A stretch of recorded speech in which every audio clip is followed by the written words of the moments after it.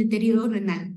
Esto quiere decir que la paciente tiene una predisposición a morir por eventos cardiovasculares ya simplemente con tener diabetes. Sin embargo, si le sumamos a esto la enfermedad renal crónica, pues ahora sí que esta predisposición a tener mortalidad por eventos cardiovasculares aún se hace más grande.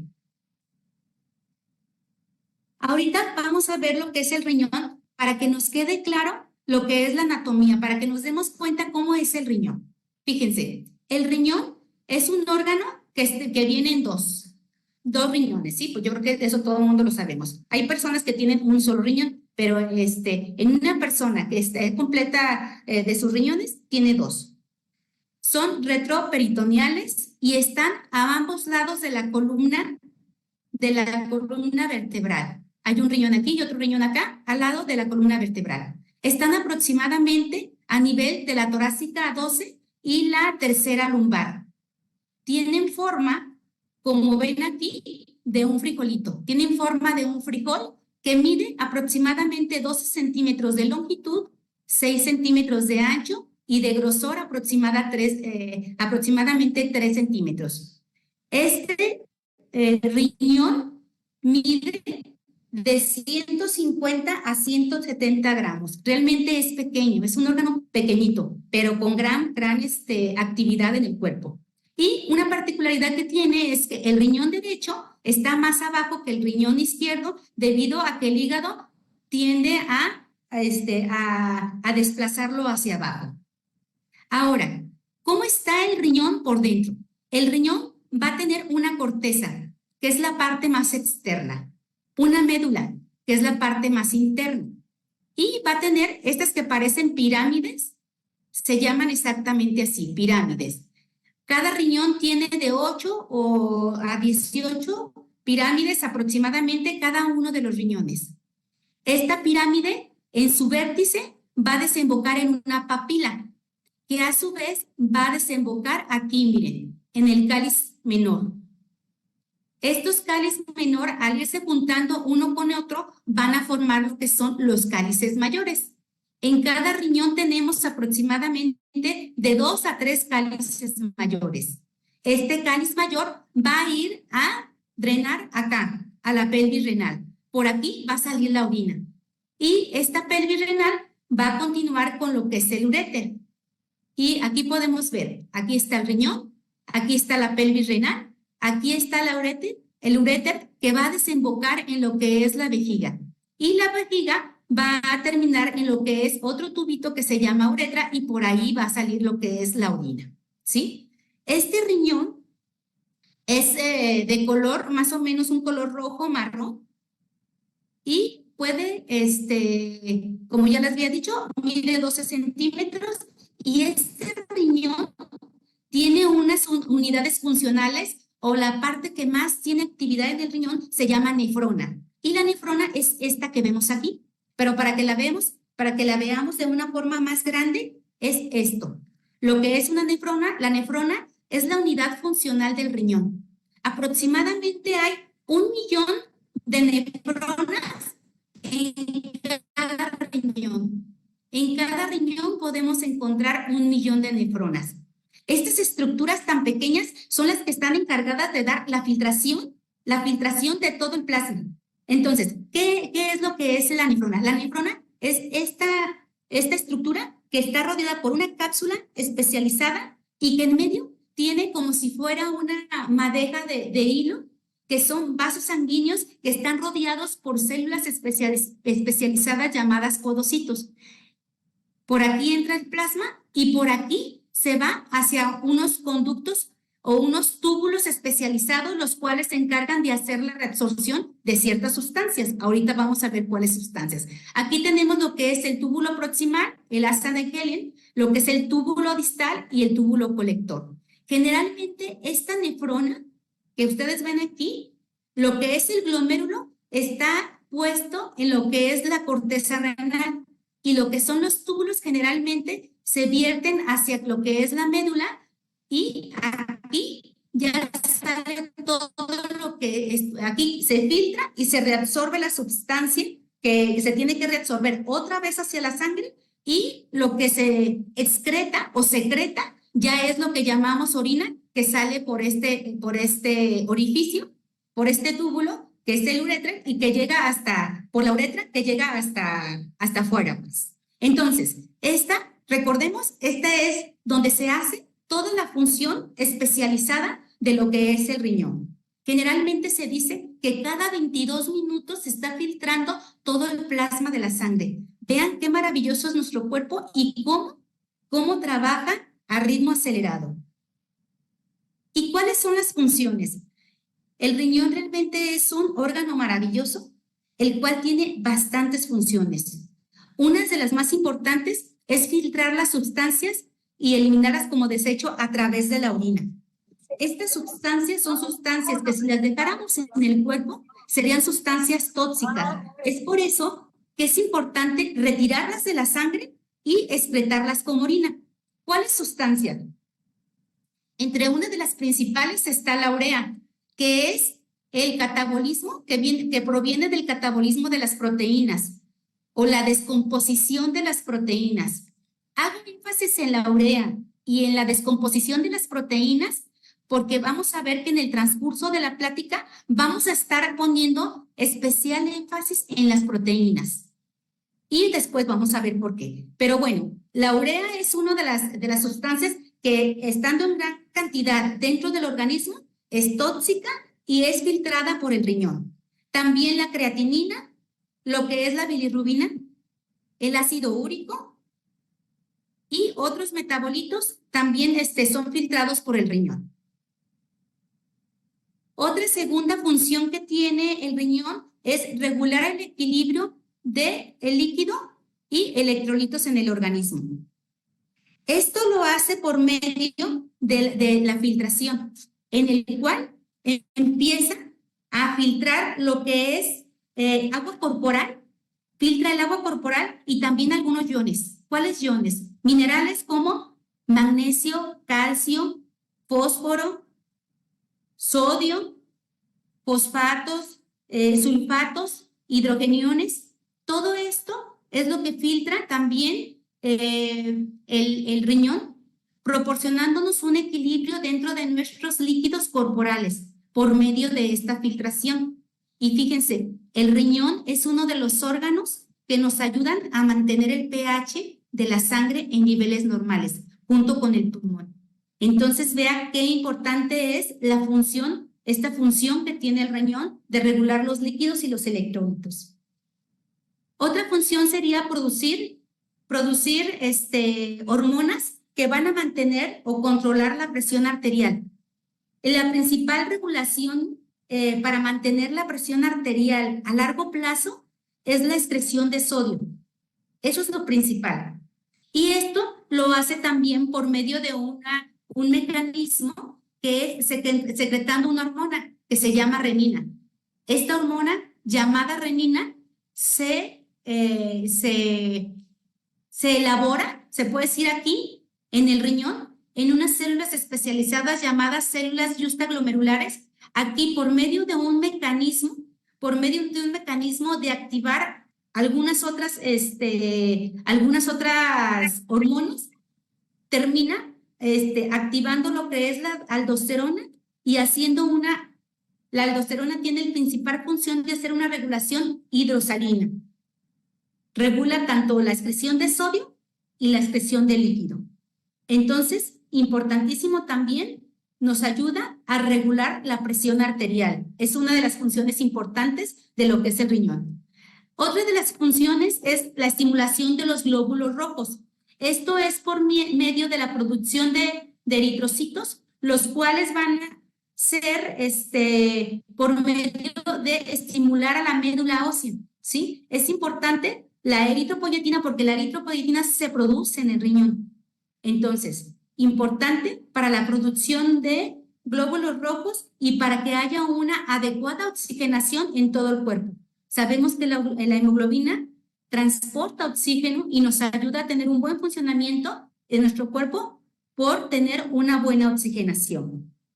Otra de las funciones importantes es convertir o activar la vitamina D inactiva a vitamina D activa. Y las funciones principales de la vitamina D es la absorción de calcio a nivel intestinal y la movilización de calcio a nivel óseo. Otra función muy importante. Y otra sería también la producción de glucosa por medio de aminoácidos, por medio de una función que se llama gluconeogénesis. Y cuando hay un ayuno prolongado podemos producir glucosa, porque es alimento para las células, podemos producir glucosa a nivel renal. Esto entre otras muchas funciones que tiene el riñón, pero estas son las más importantes. Veamos ahora lo que es la tasa de filtración glomerular. Como habíamos visto en otra diapositiva, el riñón está encargado de hacer la filtración en lo que es la nefrona. Esta es una nefrona como la otra que ya habíamos visto. En la nefrona se hace la filtración de todo el plasma y el riñón separa los solutos, o sea, lo sólido de lo líquido y alguna cantidad la excreta y otra cantidad la reabsorbe. Ahí se otra vez a la sangre. Todo ese filtrado que se hace en todas las nefronas de los dos riñones, en un minuto, a eso se le llama tasa de filtración glomerular. Es importante que recordemos esto porque ahorita vamos a ver un dato importante. Entonces, sencillamente, todo lo filtrado por los dos riñones en las nefronas, en un minuto, eso es la tasa de filtración glomerular. Y fíjense, ¿para qué nos sirve la tasa de filtración glomerular? La tasa de filtración glomerular la vamos a utilizar para clasificar la enfermedad renal en 5 categorías, del G1 al G5. Y aparte, las guías CADIGO, que son las guías que se encargan de darnos toda la información acerca de la nutrición renal y todos los avances que hay acerca de la enfermedad renal, también dice que es necesario clasificar o solicita clasificar también la albuminuria. ¿Por qué es importante clasificar la albuminuria? Porque se ha visto que la proteína, porque la albúmina es una proteína, la proteinuria es un factor modificable. Podemos actuar en él. Y la proteinuria o la albuminuria es el factor más potente que nos puede hablar de progresión renal. Es importante y nosotros podemos actuar sobre la albuminuria, ¿sí? Entonces, para poder clasificar a un paciente, es importante tener la tasa de filtración glomerular y lo que es la albuminuria. La tasa de filtración glomerular la podemos obtener mediante la química sanguínea porque vamos a obtener por medio de la creatinina y vamos a utilizar una fórmula para poder ver la tasa de filtración glomerular. Pero ya hay calculadoras que les pueden encontrar en internet que nos da la tasa de filtración glomerular. Entonces, importante tener estos datos, lo que es la estratificación del problema y lo que es la albuminuria para poder corroborar si hay progresión en el problema o en la enfermedad renal aguda. Fíjense, este es como un dato nada más meramente cultural, pero me hizo mucho ruido lo que eran unas dietas hiperproteicas. Escuchen bien esto porque es que quiero que les quede muy bien este dato. A la capacidad de los riñones para aumentar la tasa de filtración glomerular en respuesta a ciertos estímulos bajo condiciones fisiológicas. Condiciones fisiológicas quiere decir que es una condición normal, que no hay patología, que no hay enfermedad. O patológicas, ahí sí hay enfermedad, ¿sí? Se denomina reserva funcional renal. Gracias a los mecanismos adaptativos, la reserva funcional renal puede utilizarse parcial o completamente para alcanzar una función renal normal o por encima de lo normal, como el embarazo. Eso es fisiológico. Generalmente en el embarazo, la tasa de filtración glomerular aumenta. La filtración del riñón aumenta hasta un 25%. Hipertensión y nefropatía diabética también aumenta la hiperfiltración, pero estas son patologías, estas son enfermedades, ¿sí? Y riñones únicos. Hay personas que nacen con un único riñón y entonces este riñón hace la función de los dos riñones y por eso hay una hiperfiltración. Pero fíjense en este dato que se me hizo muy importante y quiero recalcarlo. Unas dietas hiperproteicas. El riñón es capaz de mantener su función normal cuando hay estímulos que sean patógenos o normales, ¿sí? Y el riñón está dispuesto a tratar de mantener tu función renal. Sin embargo, una dieta hiperproteica mayor a 1.3 o 1.5 gramos por kilogramo de peso nos puede ocasionar una hiperfiltración. Y ahorita vamos a ver qué con la hiperfiltración, la cual nos puede llevar a una enfermedad renal. Nos puede provocar una hiperfiltración y más. Y lo digo y hago hincapié en esto porque generalmente en los gimnasios o a lo mejor por alguna recomendación, cuando quieres aumentar la masa muscular, caemos mucho en esto, en comer dietas hiperproteicas, gran cantidad de proteína, y eso a la larga pudiera hacernos daño por la hiperfiltración y pudiera llevarnos a caer en una enfermedad renal, ¿sí? Y esto más aún, si tenemos alguna patología incipiente, alguna enfermedad renal que vaya comenzando, esta dieta hiperproteica lo puede acelerar. Entonces hay que tener mucho cuidado. El riñón realmente es un órgano que trata de mantener el cuerpo y la salida de todas las sustancias tóxicas y lo que ya dijimos en regla, todo bien, pero hay un límite y ese límite se puede sobrepasar y llevarnos a caer a una enfermedad renal. Hay factores en lo que es la enfermedad renal, hay factores de inicio o de progresión de la enfermedad renal. Pero fíjense aquí lo más importante, hay potencialmente modificables, no modificables e inherentes a la enfermedad. Los modificables es en los que nosotros podemos actuar para que esta enfermedad no sea un factor, bueno, ya es un factor de riesgo, pero para que esta enfermedad no nos vaya a llevar a una enfermedad renal. En la hipertensión, generalmente el tener cifras de presión arterial descontroladas, y hago hincapié, descontroladas, es lo que nos puede provocar que la presión arterial nos provoque una hiperfiltración, y al provocarnos una hiperfiltración, que el riñón esté trabajando de una manera más acelerada, esto nos puede ocasionar fibrosis o esclerosis de la nefrona y muerte de una parte del riñón, ¿sí? Y disminución de la función. Y se ha visto que generalmente 75% de los pacientes que tienen enfermedad renal crónica sufren de hipertensión.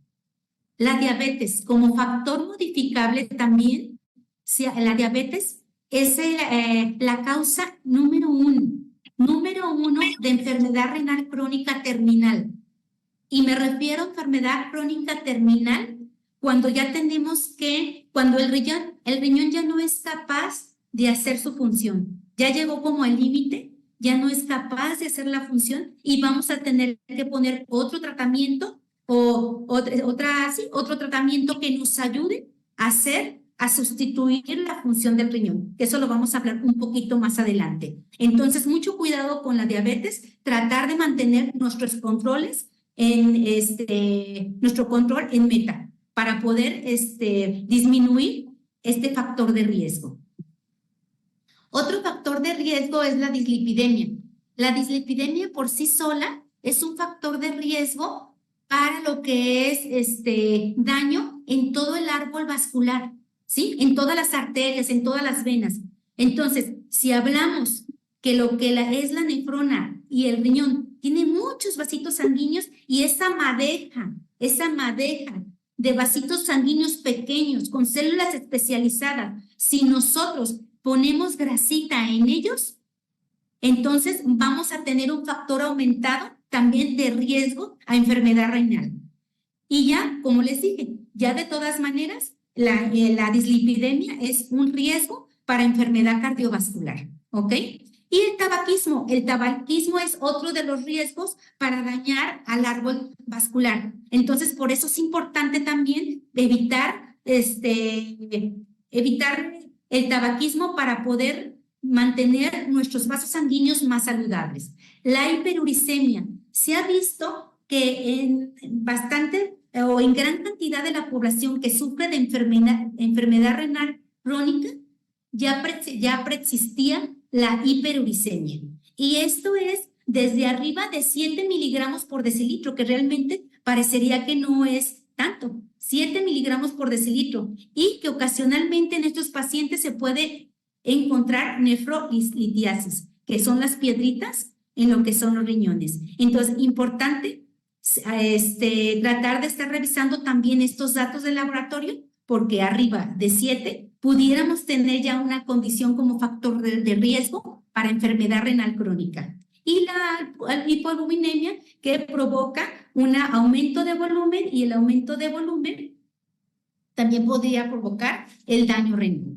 Todos estos son factores modificables. Fíjense, 1, 2, 3, 4, 5, 6, 7 factores modificables en los cuales nosotros sí podemos incidir para tratar de evitar esto, la enfermedad renal crónica. En estos 4 no podemos incidir, ¿sí? Edad avanzada. Conforme va avanzando nuestra edad, todo nuestro cuerpo va envejeciendo y también va envejeciendo nuestros riñones. Es por eso que es tan importante cuidar, tener una vida saludable y dar gran cantidad de antioxidantes a nuestro cuerpo, ¿sí? Para ayudar a tener una vejez como más digna, ¿sí? Sexo masculino, porque se ha visto y se ha descrito en los estudios que el 60% de la población que está dializada es del sexo masculino. Sin embargo, aunque es del sexo masculino esta población, se ha visto que no hay relación con el pronóstico o con el factor de progresión en sí mismo.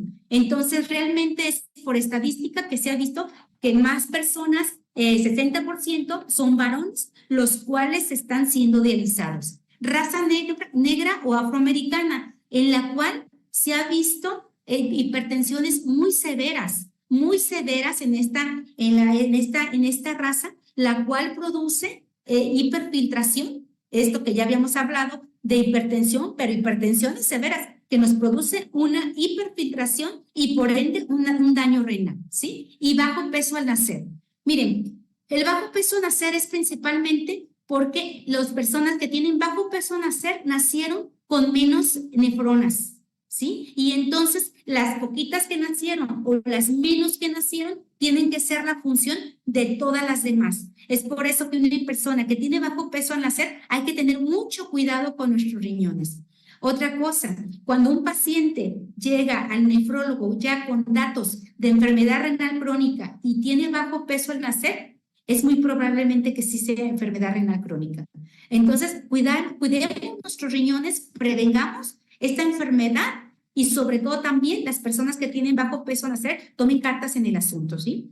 Y inherente a la enfermedad renal crónica, pues la anemia, porque ya hablamos de la eritropoyetina que se produce y forma los eritrocitos, pues las personas que tienen enfermedad renal crónica pueden sufrir anemia y también alteraciones de calcio y fósforo porque no hay un equilibrio entre los iones y el agua, un adecuado equilibrio, y la paratormona también, porque hay una alteración en el fósforo y el calcio y por eso se secreta la paratormona. Y acidosis metabólica porque pues no puede, el riñón está tratando de tirar o de compensar o sacar los iones que deben de salir por orina y pues no puede porque tiene ya una patología y está dañado y no puede hacer su función correctamente. Todos estos, como dijimos, los modificables podemos influir, los no modificables no podemos influir, pero son menos, y los inherentes son los que ya, por tener enfermedad crónica,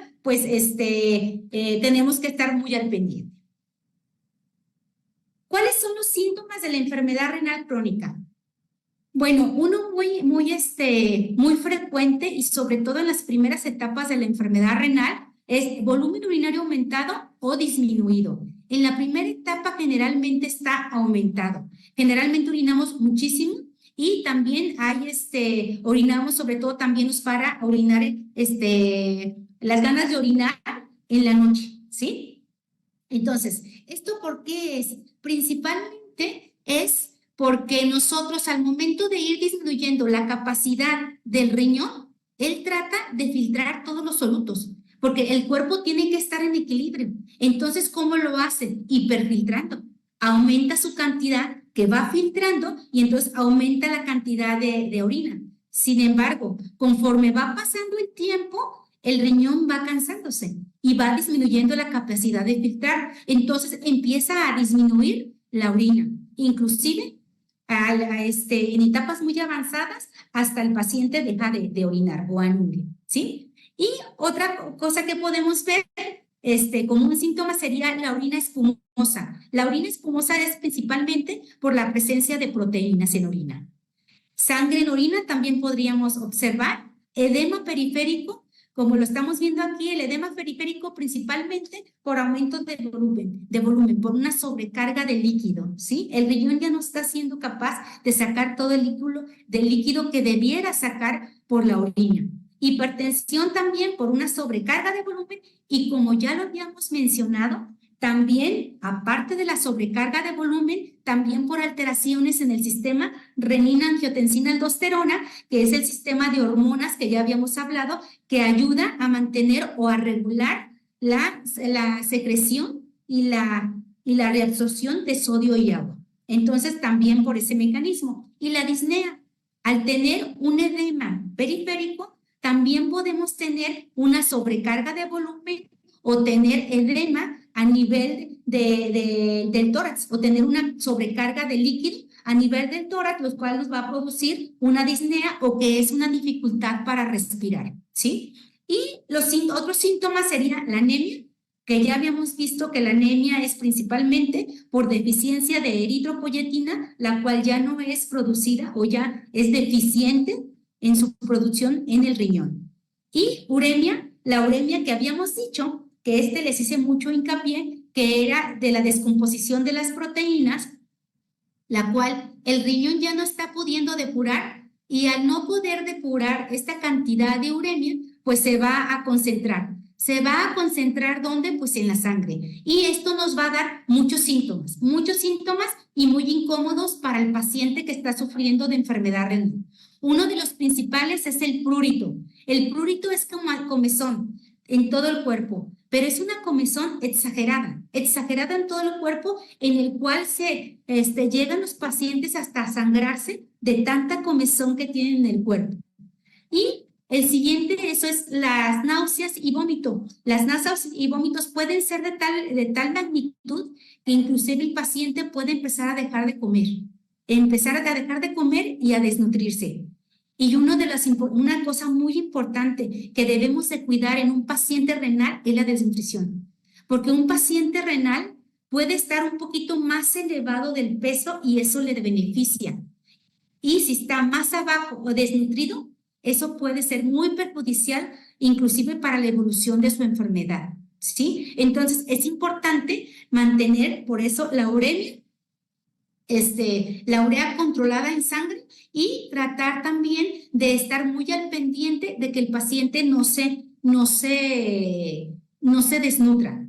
Y fíjense, aquí un dato importante que nos mencionaba mucho nuestro maestro era que en la enfermedad renal crónica, en las etapas que son antes de las etapas de diálisis, o inclusive la de diálisis también, ya cuando hay una terapia de reemplazo, es importante que el paciente esté más elevado en su peso, más de lo que debiera pesar. Y esta es la paradoja de la obesidad. Un paciente con enfermedad renal nos conviene que esté sobrepasado de peso y no tan delgadito, ¿sí? Porque cuando está delgadito, como esta enfermedad en particular tiene gran predisposición a que el paciente se desnutra, puede desnutrirse con mucha facilidad si está más delgadito. Entonces, eso es la paradoja de la obesidad en esta enfermedad. Cuando en todo lo demás estamos, pues ahora sí haciendo mucha insistencia, estar en el peso ideal, en esta patología en especial no es tan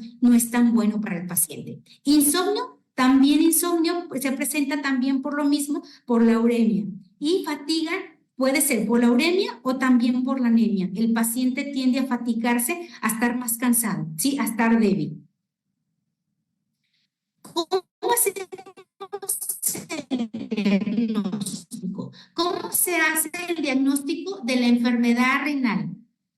Principalmente en el cual vamos a valorar la urea y la creatinina. Recuerdan que habíamos dicho en lo que era para la estadificación de la enfermedad renal, era importante tener la creatinina. Y ahorita les voy a mostrar la calculadora con la cual se saca la estadificación de lo que es la tasa de filtración glomerular. Valores de urea y creatinina son importantes estarlos monitorizando, aunque sea una vez al año. Sería importante como de forma preventiva. Otro examen que podríamos hacer es la microalbuminuria y creatinina en orina al azar. Esta microalbuminuria y creatinina es lo que nos da lo que es la albuminuria. En lo que es la estadificación la albuminuria, se tiene que pedir un examen que se llama CIT, proteinuria, creatinina en una orina de muestra al azar. Y esto nos da la albuminuria. Y con la creatinina sacamos la estadificación de la enfermedad renal. Entonces, valores séricos, valores también de microalbuminuria y creatinina, esto se hace por medio de una química sanguínea y diagnóstico por imagen para ver si no encontramos alguna alteración en el órgano, ¿sí? Entonces, importante, así podemos hacer el diagnóstico. Y aquí está la calculadora de la que les había hablado. La calculadora generalmente nos va a pedir lo que es creatinina, edad, sexo y raza hasta el año 2021. En el año 2021 es cuando dejamos de utilizar la raza y ya utilizamos nada más creatinina, edad y sexo. ¿Cuál es la fórmula más, que nos da más exactitud? Se ha visto que es la seca de EPI, porque viene en la calculadora vienen todas estas fórmulas, pero la que las da más exactitud para paciente adulto es la seca de EPI y para paciente pediátrico hay otras fórmulas, ¿sí? Entonces, importante estadificar, porque con la tasa de filtración glomerular estadificamos, podemos ver cómo va la evolución del paciente, podemos ver cómo va la progresión, podemos también cuantificar las dosis de medicamento. Es por eso que es importante que un paciente esté estadificado. ¿Y qué va a pasar? O sea, ¿qué pasa cuando tenemos enfermedad renal crónica? Cuando tenemos enfermedad renal crónica podemos tener todas estas terapias. Antes, fíjense, hasta aquí, generalmente hasta aquí podemos tener una terapia con medicamentos. Si disminuimos de 15 mililitros por minuto, ya es una falla renal severa.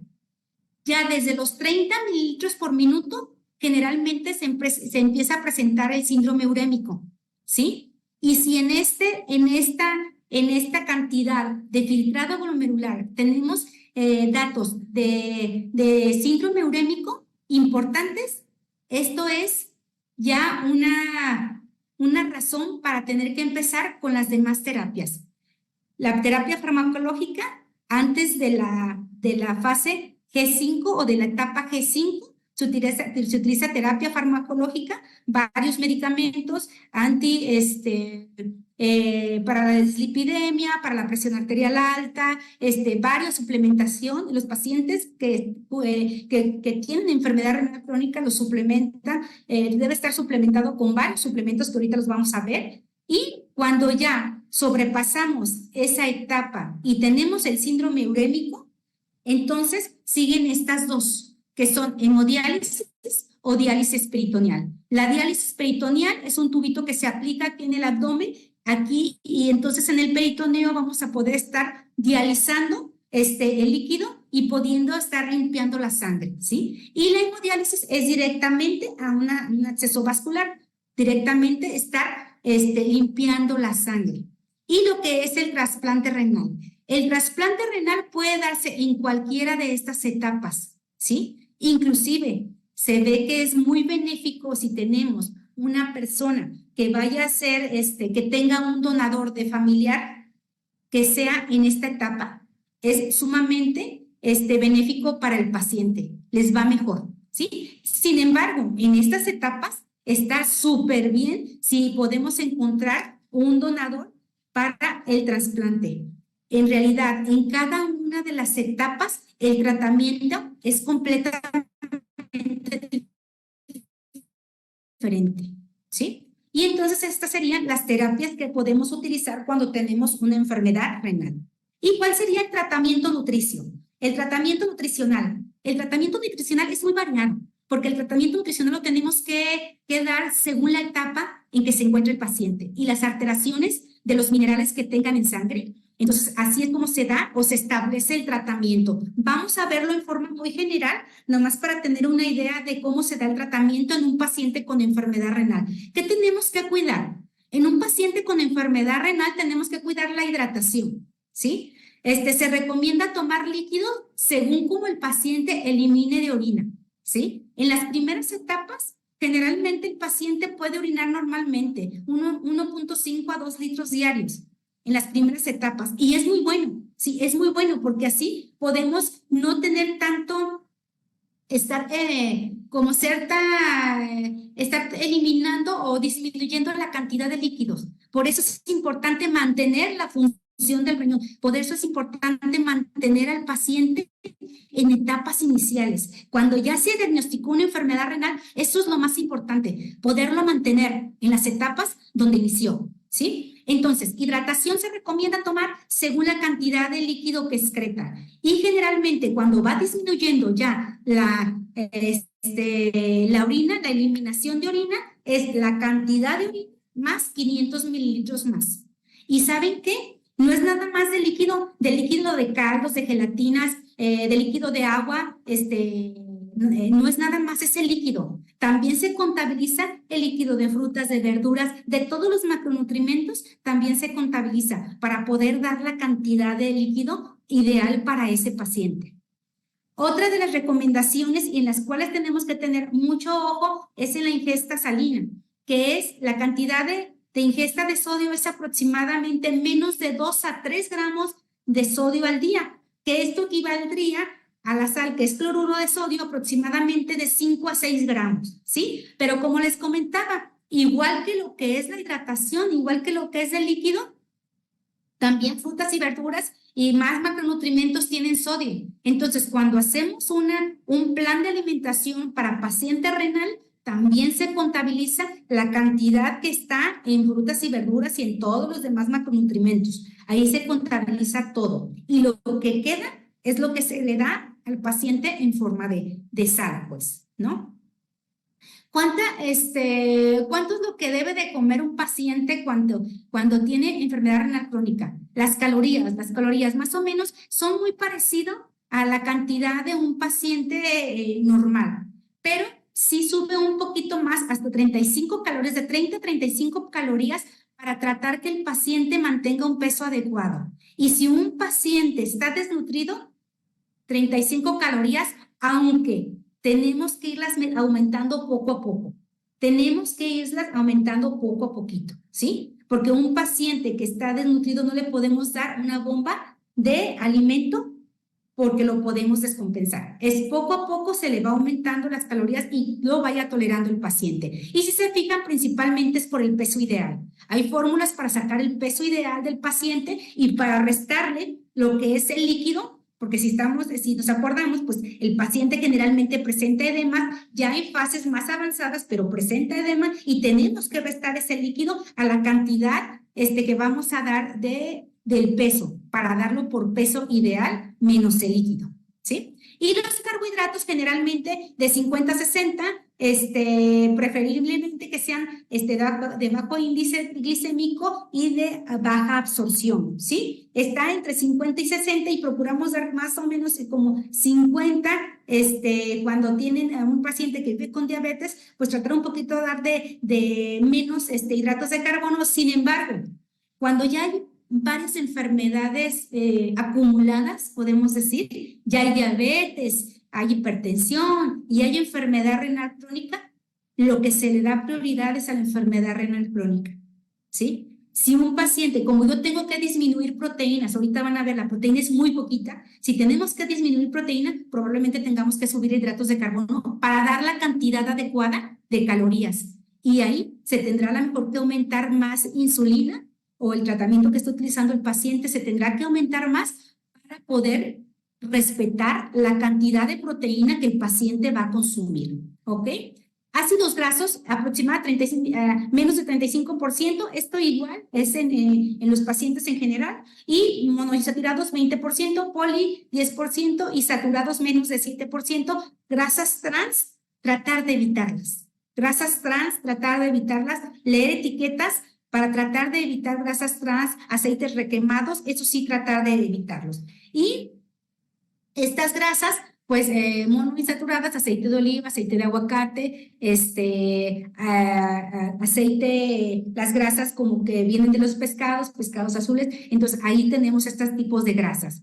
La ingesta proteica varía en función del estadio del paciente, Ejemplo, un paciente que está en una etapa prediálisis, antes de la terapia de sustitución, ya habíamos dicho que la terapia de sustitución es hemodiálisis y diálisis peritoneal. Un paciente que está antes de esa etapa, aproximadamente va antes era desde punto 6 a punto 8. Ahora, se ha visto que el paciente tiene gran tendencia a desnutrición. Entonces, hoy lo podemos cuantificar de punto 8 a punto 1.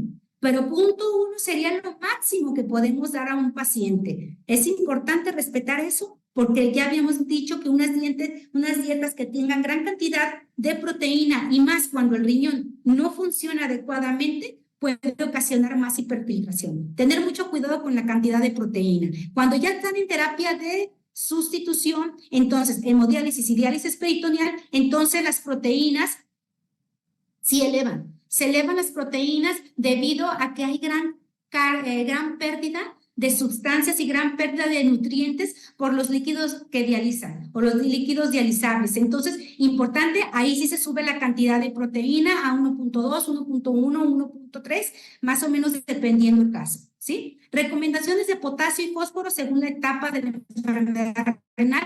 En las primeras etapas de enfermedad renal, generalmente no hay alteraciones séricas, alteraciones de la sangre, de fósforo y potasio. No es necesario tener que ser tan restrictivos y más porque las dietas de los pacientes renales a veces suelen ser muy restrictivas y eso también conlleva a que tengan predisposición a desnutrirse, ¿sí? O que lo lleven a la desnutrición. Entonces, en primeras etapas, cuando no hay alteración de creatinina de fósforo y potasio, no es tan restrictivo. La cantidad de fibra, aproximadamente 35 gramos de fibra, y esto se da principalmente en frutas, verduras también, para poder tener, y todos los alimentos que damos para poder tener esta cantidad de fibra.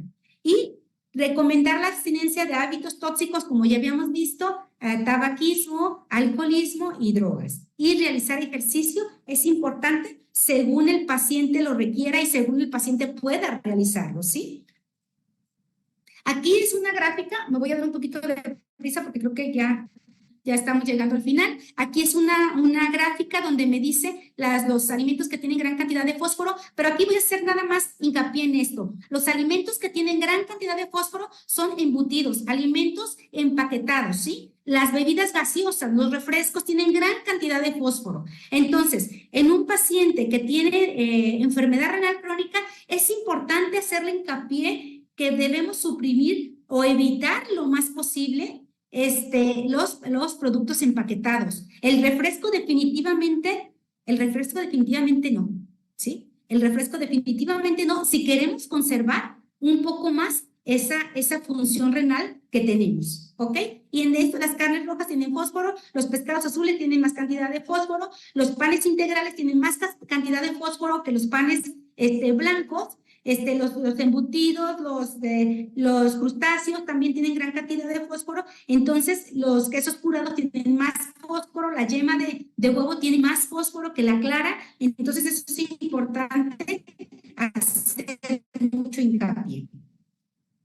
Y aquí tenemos el semáforo de los alimentos. No es el que generalmente lo empleo cuando un paciente no tiene alteraciones en el fósforo y el potasio. Sin embargo, para no ser tan restrictivo y como cuantificamos todo, hay forma de poder dar al paciente alimentos restringidos cuantificándolo. En un paciente renal cuantificamos todo, ¿sí? Cuantificamos todo y ver que no nos pasemos de fósforo más de 800 o 100, y de potasio más de 3000. Entonces, no tenemos que realmente miligramos, se habla miligramos, no tenemos que satanizar todo, sin embargo, es cuantificarlo para que el paciente renal pueda tener una alimentación más variada y pueda sentirse más satisfecho y no se tenga que sentir tan restringido y que por ende no quiera comer, no quiera alimentarse. Y hay maneras también de los alimentos que son ricos en fósforo, en potasio o en los minerales que debemos de cuidar, hay maneras de poderle quitar ese fósforo, esos minerales a los alimentos. Está la técnica de remojo en la cual partimos por decir las verduras en pedazos pequeños, los ponemos a remojar 24 horas, cada 8 horas tenemos que estar cambiándole el agua, cada 8 horas, y aproximadamente por cada taza de verdura le tenemos que poner 10 tazas de agua, ¿sí? Y eso podemos utilizar un alimento crudo, sí, y así drenamos más todos los minerales para dejar, se dice que más o menos como puede eliminar entre 40 y 60%. Entonces, ¿podemos hacer estas técnicas? Sí. Y luego técnica de doble cocción, en la cual después de la técnica de remojo, que ya hablamos de ella, está la técnica de doble cocción, ponemos ese alimento bien escurrido. El agua del remojo no se debe utilizar, ¿eh? El agua del remojo no se debe utilizar. Entonces, ese alimento bien escurrido se pone en agua fría, se pone a hervir. En el primer hervor se apaga, se cuela y viene el alimento que se salga todo el líquido y otra vez en agua fría se pone a cocinar hasta el punto que se quiere, ¿sí? Y esa es la técnica de doble cocción. Y también está la técnica de congelación. En nos va a permitir también sacar los minerales y podemos hacerla antes o después de las otras técnicas. Podemos combinar las técnicas y el alimento debe estar congelado aproximadamente no menos de una semana, ¿sí? Más de una semana, y entonces pierde todos esos minerales, los cuales pueden ser perjudiciales si ya están alterados en nuestro paciente. ¿Y cuál sería la suplementación? La suplementación, como les dije, es muy variada porque el paciente con enfermedad renal realmente trae bastantes medicamentos, a veces es poca agua la que tenemos que dar y con bastantes medicamentos, pero la suplementación va desde calcio, ácido fólico, hierro, vitamina D, omega 3. El omega 3 es importantísimo en los pacientes renales. Esto ayuda grandemente a disminuir la inflamación y aumenta la filtración, mejora la filtración renal. Entonces, el omega es importante. Los probióticos también son muy importantes debido a que disminuye el síndrome urémico y se han visto grandes resultados también utilizando probióticos. Eritropoyetina también se debe utilizar en pacientes cuando tienen anemia, pues el hierro también. El ácido fólico se utiliza principalmente porque en los pacientes con enfermedad renal hay una sustancia que se llama homocisteína, la cual se eleva en este paciente y da mayor riesgo de enfermedad renal, y se ha visto gran beneficio, da gran riesgo de enfermedad cardiovascular y se ha visto gran beneficio dando ácido fólico. Y también aquí podemos suplementar con vitamina C, pero con cuidado. Ahí sí tenemos que, la dosis la tiene que poner el nefrólogo porque no es la dosis habitual de un paciente que no tiene enfermedad renal crónica.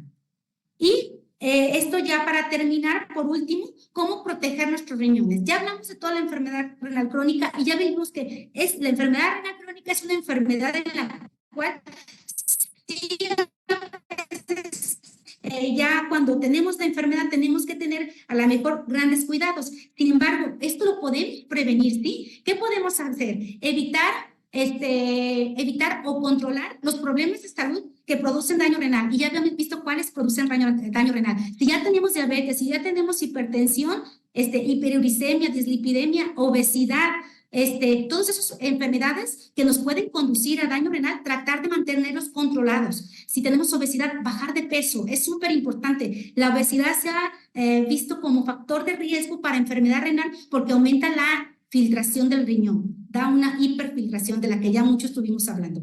Exámenes, chequeo anual Sí, en el chequeo anual generalmente te van a hacer una química sanguínea y un examen general de orina. Ahí puedes detectar en el examen general de orina si estás tirando proteína, pues acudir con el médico, y si tienes elevada creatinina o urea, también estos datos nos pueden dar una luz roja para poder estar como muy atentos de la enfermedad renal crónica. Evitar hábitos tóxicos, tabaquismo, drogas, alcoholismo. Evitar dietas hiperproteicas, por lo que ya les comenté. Reducir la carga ácida de los alimentos. La carga ácida generalmente lo dan los quesos, las carnes, la leche, el huevo entero da carga ácida. ¿Por qué? Porque acuérdense que el riñón tiene alteraciones para desechar esas sustancias tóxicas del cuerpo, y uno son los iones hidrógeno. Entonces, es importante reducir la carga ácida, y comiendo más verduras que nos da carga alcalina, comiendo más frutas y verduras. Por eso yo siempre a los pacientes les recomiendo al paciente, la mitad de tu plato debe estar forrado de verduras. Y si es crudas, mucho mejor. La mitad de tu plato en cada una de tus 3 comidas debes de tomar verduras. Es importante, ¿sí? También las frutas, pero en menor cantidad, por la cantidad de azúcar. Las verduras tienen muchísimo menos cantidad de azúcar. Tomar suficientes líquidos, 2 litros, 1,5, 2 litros al día. Ahorita que está haciendo calor, hasta 2,5 litros. Suficientes líquidos, porque acuérdense que el agua también depura esas sustancias que salen del riñón. Evitar ingesta de azúcares simples, porque ya vimos que el azúcar simple nos puede predisponer a la diabetes, y la diabetes es la causa número 1 de enfermedad renal crónica terminal. Alimentación limpia, evitar los productos empaquetados.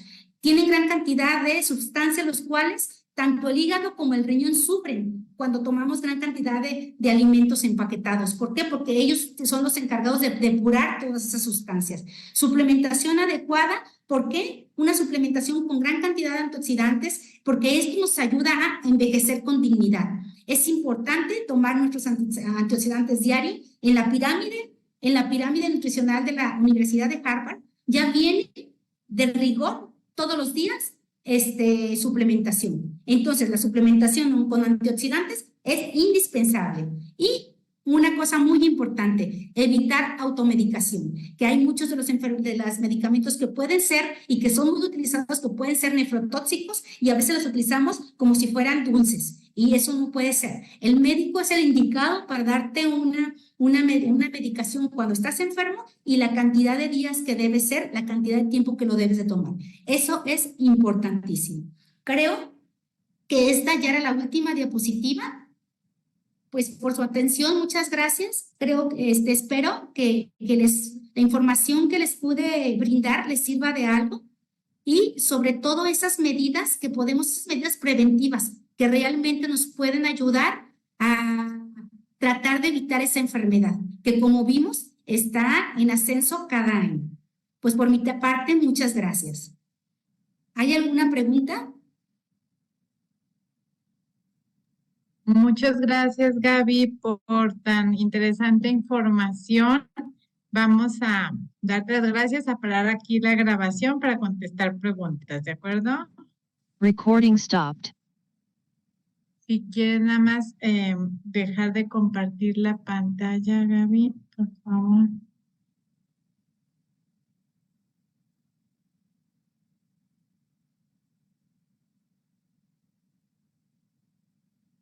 Listo. Pues ahora sí que es súper interesante la información. Muchas gracias de verdad, Gaby, todo lo que compartiste con nosotros para tratar, pues, principalmente eso, ¿no? Lo que nosotros sí podemos evitar, pues sí, la edad ya aquí está y no la podemos echar para atrás, y la genética y demás, pero sí los hábitos, súper importante tener hábitos saludables. Y por eso me encantan estas pláticas, porque finalmente, pues tenemos toda la posibilidad de ir mejorando nuestra salud y la de nuestra familia, nuestros seres queridos. Ahora sí que comentaba aquí la doctora Chio Gudiño en el chat que posturas sobre las dietas cetogénicas tan de moda ahora en relación con la prevención de la insuficiencia renal.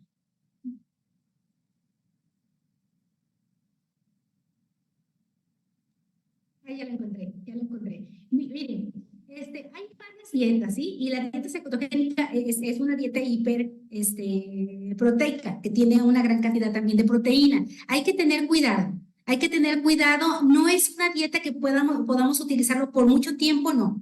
No, podemos utilizarla, sí, porque nos da muy buenos resultados. Sí, nos da muy buenos resultados. Recuerden que la obesidad también es un factor de riesgo grandemente para enfermedad cardiovascular. Sí, es un riesgo cardiovascular grande. Entonces, podemos utilizarla, sí, pero con un tiempo determinado por un profesional de la salud y no hacerlo por mucho tiempo. Sí, hay que cuidar nuestros riñones. Perfecto, muchas gracias, Gaby. Pues sí, siempre de la mano de un profesional, porque luego de repente agarran de profesional ahí a los videos de YouTube, a los TikToks, y o sea, de verdad a veces aprenden ahí cada tontería, que qué bueno que estamos aquí con profesionales. Paola, ¿algún nefrólogo que me puedan recomendar? Por aquí vi a conectar aquí la doctora Adri de la Torre. Paola, si necesitas un nefrólogo pediatra, está la doctora Adriana de la Torre, ella es buenísima como nefróloga pediatra, está en centro médico. Y si lo que necesitas es un nefrólogo para el adulto, pues ahí le pedimos también a la doctora Adri si conoce algún nefrólogo que nos pueda recomendar del adulto. Y las gracias, la doctora Chu, por excelente información, muy buena plática de Lili Lizarde, excelente plática, doctora Corta. Hoy puras felicitaciones, Oxana Karina, muchas gracias, excelente presentación, excelente la doctora Neri también. Uy, pues te han súper llovido las felicitaciones y sí, de verdad estuvo maravillosa tu plática. Muchas gracias por compartir con nosotros tanta información. Necesitan un nefrólogo de adulto, Paola G. Adri de la Torre, si nos puedas por ahí compartir algún nefrólogo de adultos. Si no,